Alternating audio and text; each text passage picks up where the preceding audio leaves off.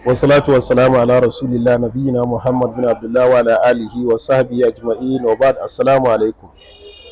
Ciwon mara, namiji ko mace, daukewar sha'awa, namiji ko mace, idan kai wannan haɗin ko kika yi wannan haɗin, in Allah ya yarda kun rabu da shi fau fau fau. In Allah ya yarda ki saurara ki ji abin da za a gaya miki. Ciwon mara mai tsanani ko daukewar sha'awa, wannan taimakon yana amfani ne ga abu biyu. Ciwon mara da daukewar sha'awa kuma ko namiji ko mace, insha Allahu rabbi akarami zai shigo ofis ɗinsa da ke Nijar a Yamai, babban birnin ƙasar Nijar. Insha Allahu bayan sallah da kwana 2 zuwa 3 zai shigo ofis ɗina da ke Yamai, kamar yadda na saba duk bayan wata 6 nakan shigo a wannan ofis nawa da yake Yamai.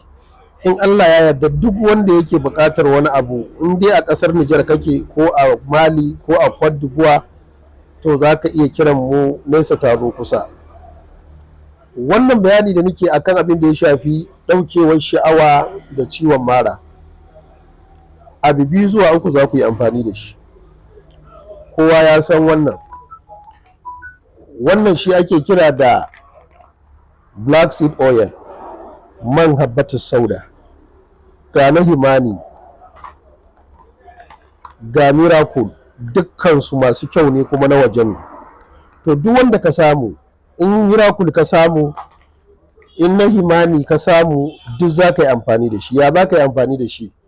Shine za ka samu cokali ɗaya babba na man habbatus sauda, sai ka samu ruwan ɗumi kamar rabin kofi da muka sani wanda muke shan shayi da shi. Sai ka samu ruwan ɗumi rabin kofi, sai ka ebo man habbatus sauda, sai ka zuba a cikin ruwan ɗumi ko ki zuba a cikin ruwan ɗumi. Sai a samu madara ta ruwa rabin gwangwani, kowace iri ce, ba a ce wai sai waccan su waccan ba, in dai madara ce ta ruwa to rabin gwangwani sai ka zuba, ga ruwan ɗumi, ga man habbatus sauda, ga madara. Wannan shi za ka haɗa sai ka girgiza. Da safe ka ci abinci sai ka sha, da daddare ka ci abinci sai ka sha. Za ka iya yi sau 2, za ka iya yi da safe bayan ka karya, za ka iya sha da daddare bayan ka ci abinci. Amma idan ba ka da aure, in ba ki da aure, to sau 1 za ka yi amfani da shi, ko dai da safe sau 1 ko dai da daddare sau 1.